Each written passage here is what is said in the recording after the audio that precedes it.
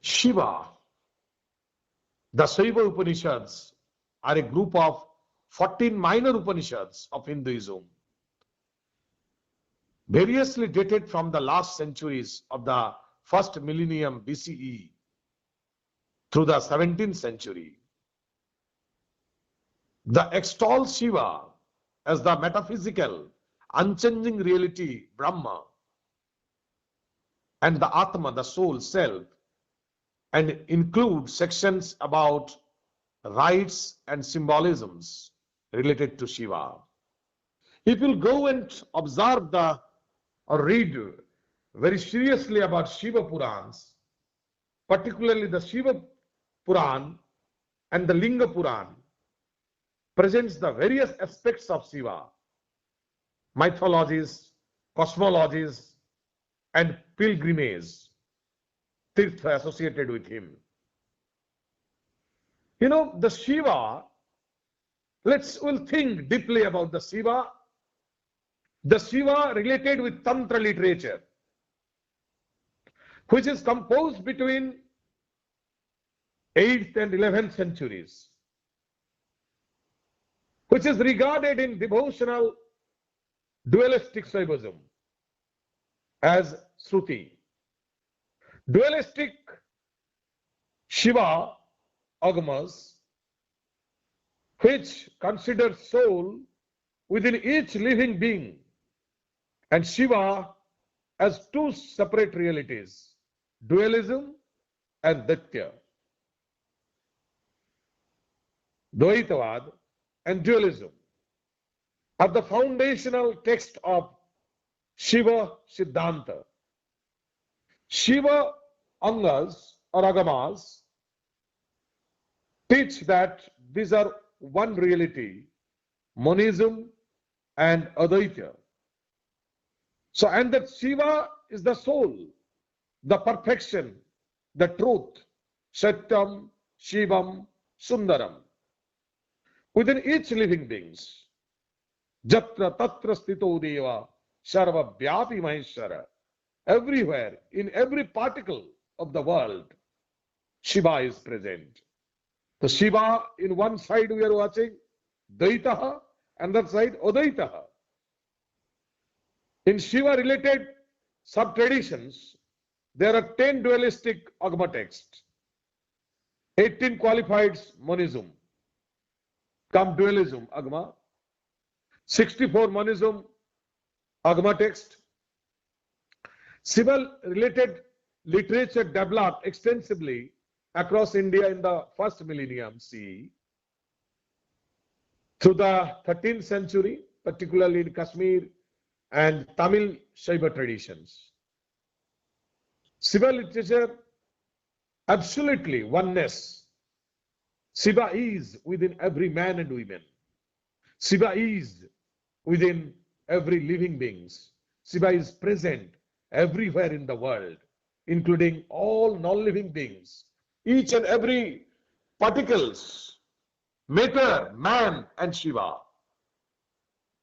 The various dualistic and monist Shiva-related ideas were welcomed in medieval Southeast Asia, inspiring numerous Shiva-related temples, artwork, text, even in Indonesia, Myanmar, Cambodia, Laos, Vietnam, Thailand, Malaysia.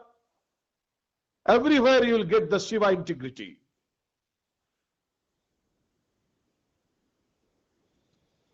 Shiva, what not?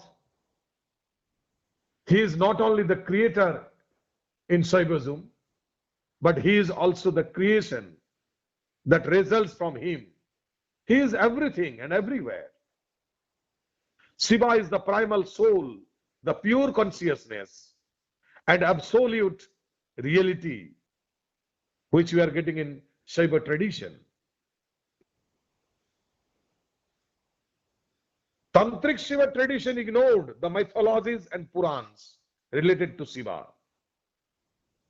And depending on the sub-school developed a variety of practices. You know, the word Kapaliks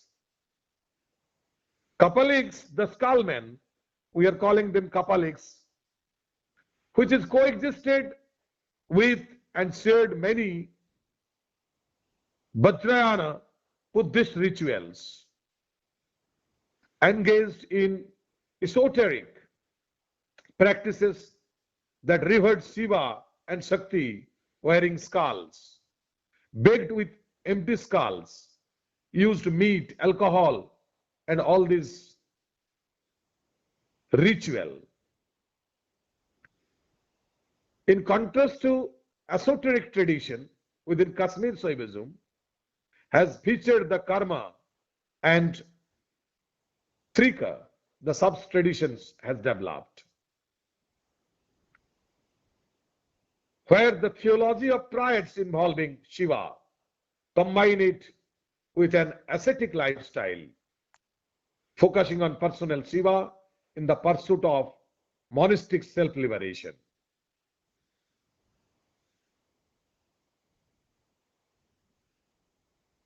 So, my dear, Shiva is what not Shiva.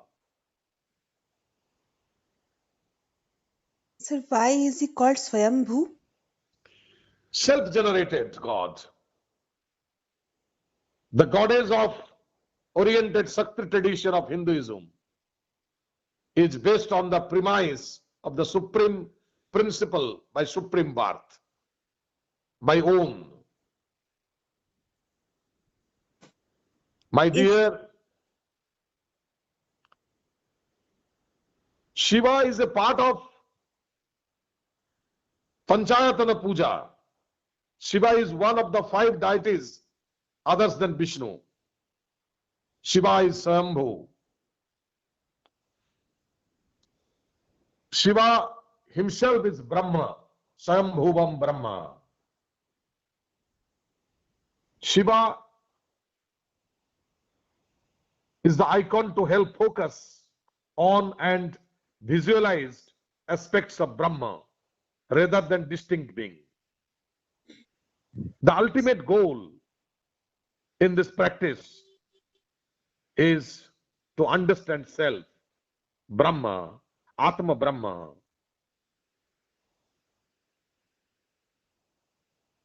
Sir, as you told, in the form of Rudra, he is fierce and Yeah.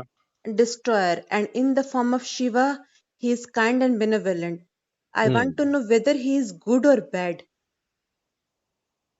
Then you have to understand the Shiva as a yogi. Could you understand? Because when we are talking about bad or good, it is very much conditional. You know, sometimes we are a bit confused because as per the time and action, we are deciding the image or the personality. But it is not exactly this. Shiva is considered the great yogi who is totally absorbed in himself. The transcendental reality. He is the Lord of yogis and the teacher of yoga, to suggest. As Shiva Dakshinamurti states, Stila Kavishra, he is the supreme guru, the teachers in silence, the oneness of one's innermost self, Atma, with the ultimate reality, Brahma. Again, I am repeating this to understand everybody. Shiva is the supreme guru, teaches in silence, the oneness of one's innermost self, Atma, with the ultimate reality, Brahma. It is the path of unison.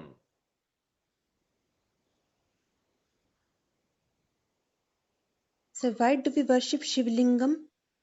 That I'll say later on. First, you will try to understand this yogis. You have got any ideas about it? No, sir. So then keep patience.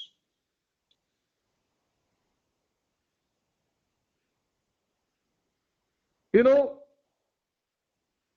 the theory and practice of yoga, both are different styles.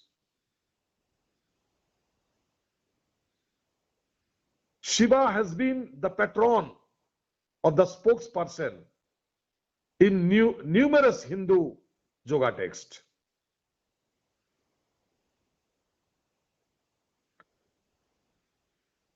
A profound and lasting influence on the development of Hinduism.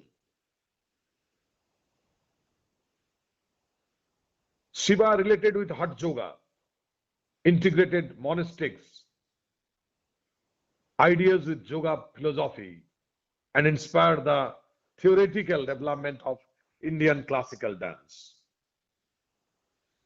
In Shiva Sutra, Shiva Sangita, Kashmiri Shaivism, you can see it is in 10th century scholars, Abhinava Gupta's book, where it noted relevance of ideas related to Shiva and yoga. People occupied as they are with their own affairs normally do nothing for others. And Shiva and yoga spiritually helps one look beyond. Understand the interconnectedness and benefit both the individual and the world towards a more blissful state of existence. This is most important. Because if you are thinking that you are the persons who is believing in yoga and you are loving only yourself and you are hurting others, that means you are not able to interconnect with you and Lord Shiva. Because it is beyond the self. Through this, we are able to understand the interconnectedness. And it is the mantra spreading which will benefit individual and the universal individual, all living kingdoms.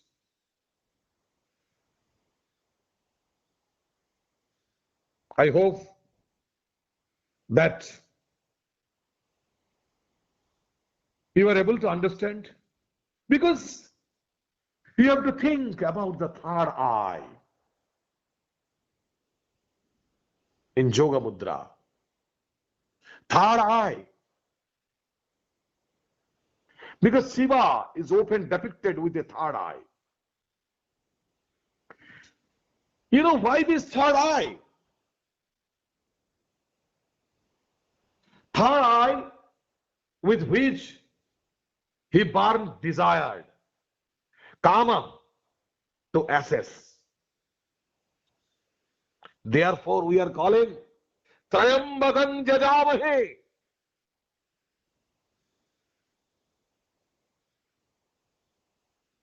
Through this third eye, if I am a yogi, I will able to burn the desire, kama, as the form of understanding Trayambakam.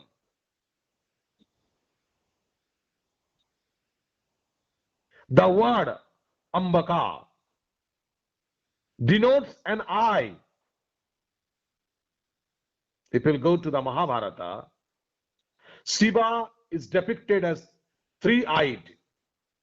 So this name is sometimes translated as having three eyes, Trinetram. However, in Vedic Sanskrit, the word Amma or Ambika means mother. And this early meaning of the word is the basis of the translation, three mothers.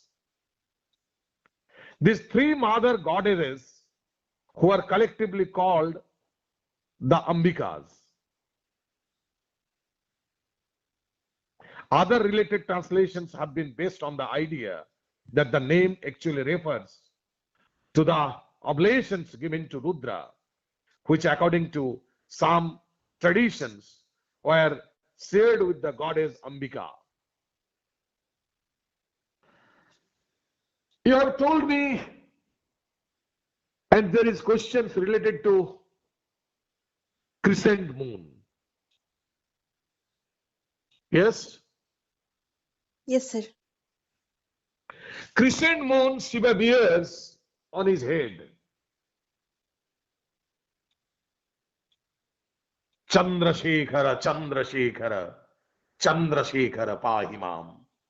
Chandrasekhara, Chandrasekhara, Chandrasekhara Rachamam. Having the moon as his crest, Chandra, moon, Shekhara, crest, crown. The placement of the moon on his head as a standard iconographic feature. When Rudra rose to prominence and became the major deity Rudra Shiva, the origin of this linkage may be due to identification of the moon with Soma. And there is a hymn in the Rig Veda where Soma and Rudra are jointly implored. And in later literature, Soma and Rudra came to be identified with one another as were Soma and the moon, Somanatham.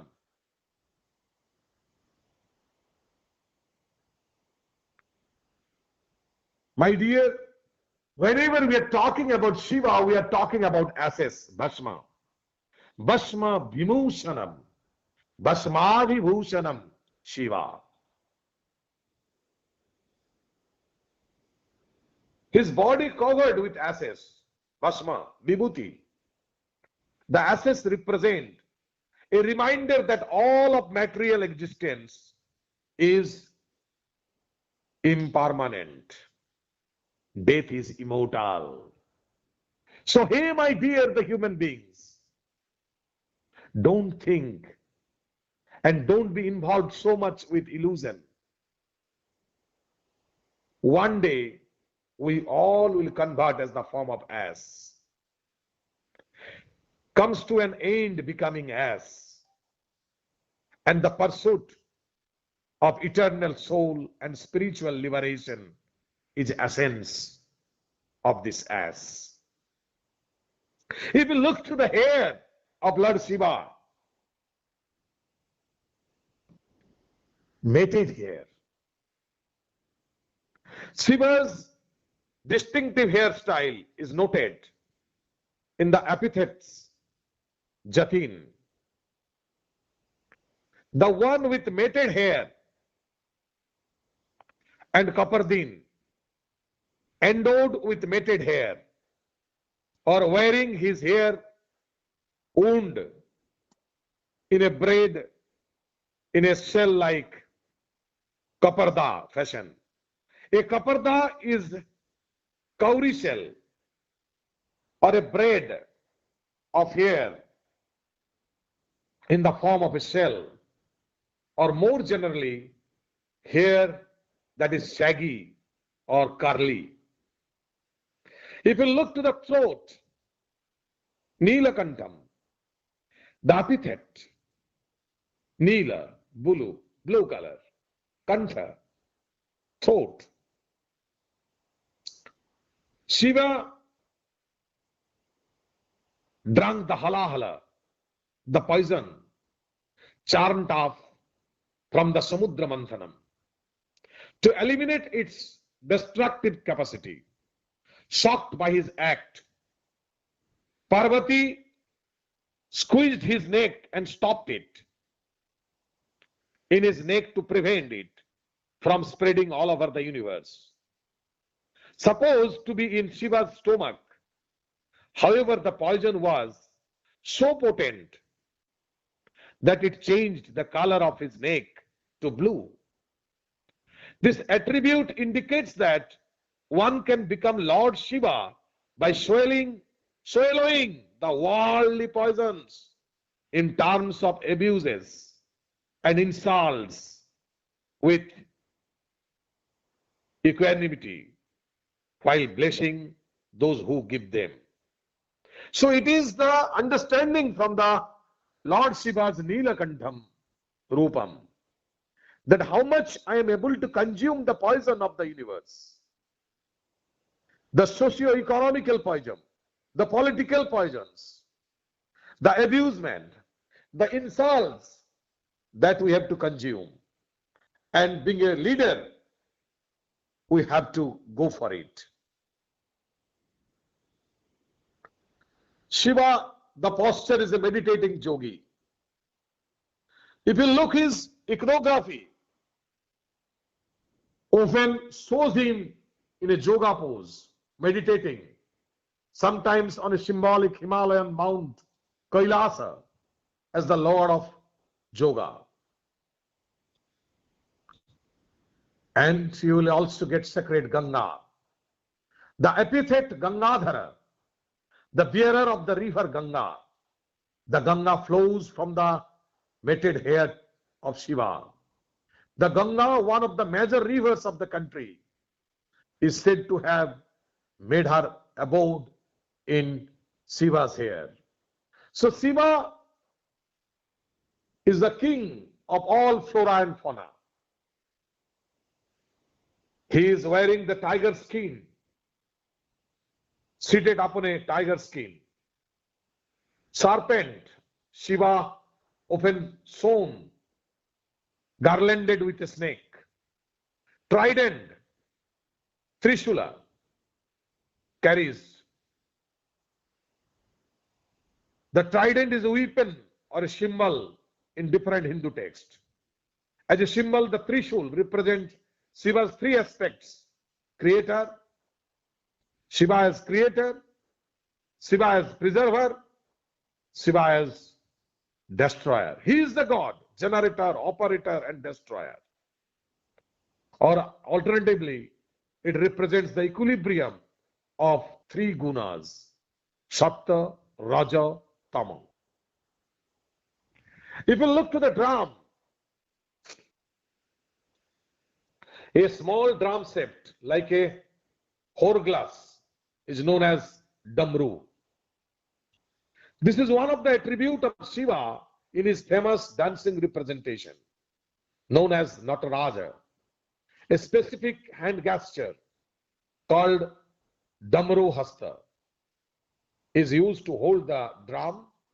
This drum is particularly used as an emblem by members of the Kapalika. You will also get X, pursue, and deer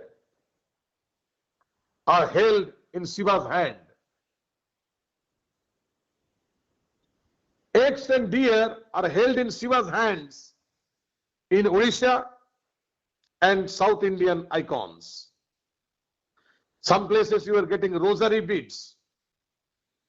He is garlanded with or carries a string of rosary beads in his right hand, typically made of Rudraksha.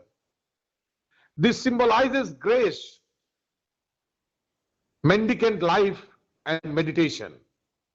Nandi, the Sanskrit word Nandin, is the name of the bull that serves as Shiva's mount.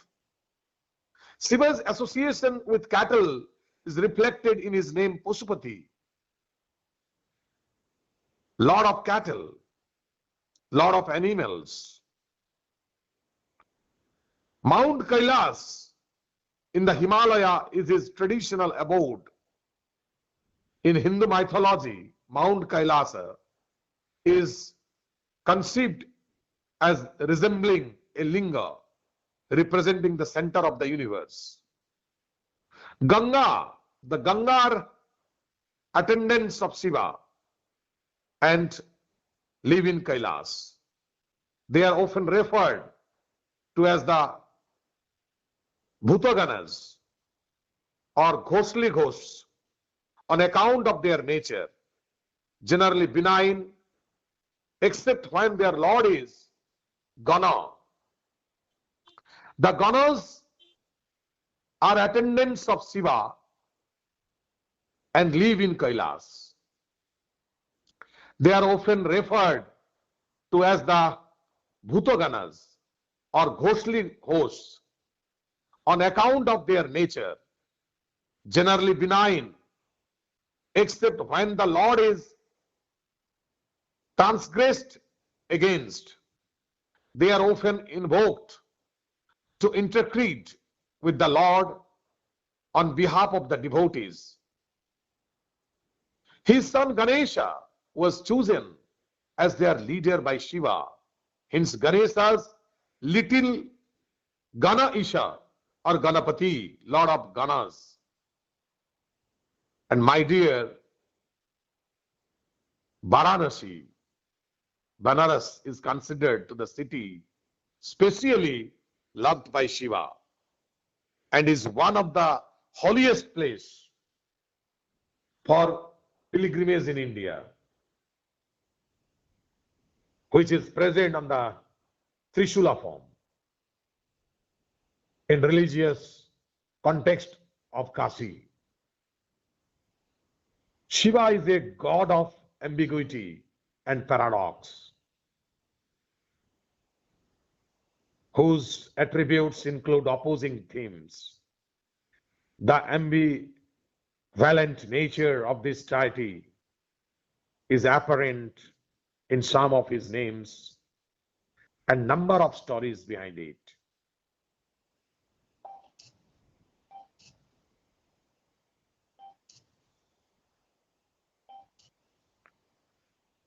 Could you understand? Yes, sir. So Shiva is depicted as both an ascetic yogi and as a householder, grihastha.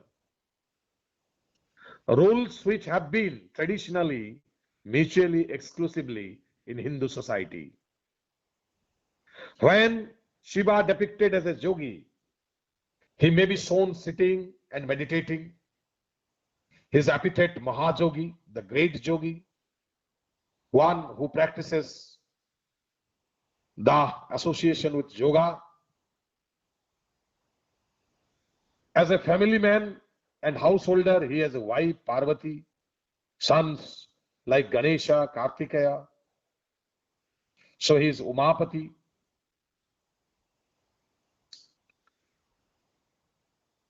Or Umakanta also you can say.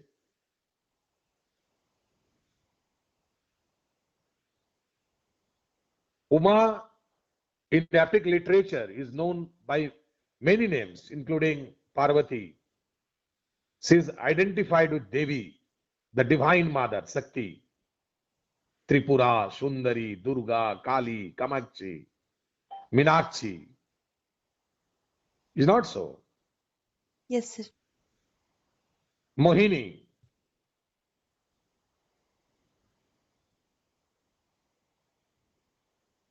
I think Shiva is a Nataraja, Lord of Dance. What you are thinking about it? Sir, in the form of Nataraj, he has been established as a dancing god, but can you explain about it? We do not have so much idea about. Oh, my dear, when you are talking about Nataraja, the Lord of Dance is very popular. Nartaka, dancer. Nitya Narta. Nitya Narta means eternal dancer. If you will go to the Shiva Sastram, Nataraja Nitya Nartam Bhavatam, his association with dance and also with music. Music is prominent in the Puranic periods.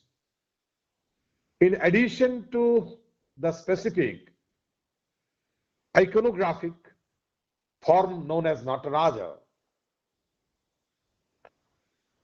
Nattamurti is found in all parts of India with many well-defined varieties in Tamil Nadu. The two most common forms of the dance are the Tandava, which later came to denote the powerful and masculine dance, as Kala, Mahakala, associated with the destruction of the world. When it requires the world or universe to be destroyed, Shiva does it by the Tandava. And Lasya. Lasya is graceful and delicate and expresses emotions on a gentle level and is considered the feminine dance attributed to the goddess Parvati. Lasya is regarded as the female counterpart of Tandava. The Tandava Lasya dances are associated with the destruction and the creation of the world. Could you understand? Yes, sir. Next, Shiva as the form of Ardhanarishya,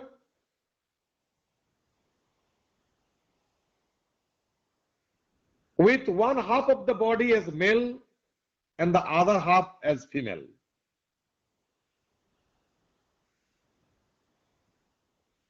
Shiva is often depicted as an archer in the act of destroying the triple fortresses, Tripura, of the Asuras. Therefore, we are calling him Tripurantaka, ender of Tripura.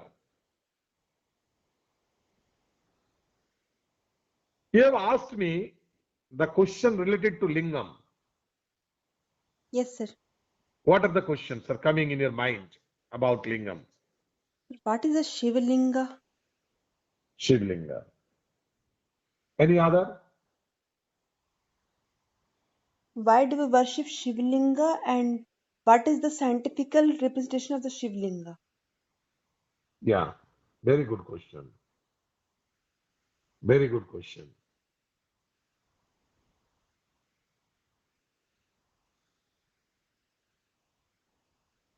One side we are able to understand Rudra, Vishwanatha, and another sides we are talking about Shivalingam. Whenever we are talking about Lingam,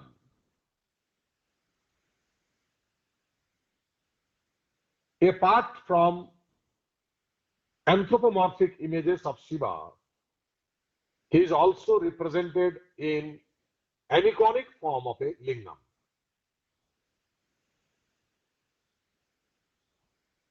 These are depicted in various designs.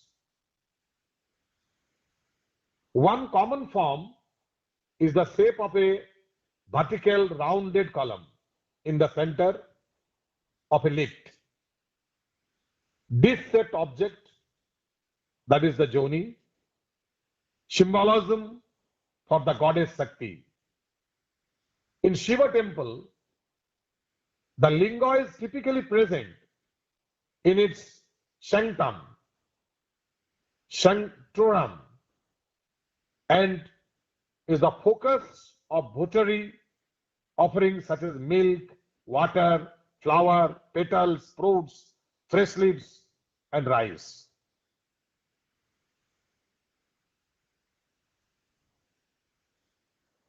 My dear, if you will think the regenerative divine energy innate in nature, that is the symbolized by Shiva. Linga merely as an erotic phallic symbol, although this interpretation is criticized by others. Swami Vivekananda ji, Shivananda Saraswati, Bal Gangadhar Tilak. The linga in the Shiva tradition is only a symbol of the productive and creative principle of nature as embodied in Shiva. And it has no historical trace in any obscene phallic cult.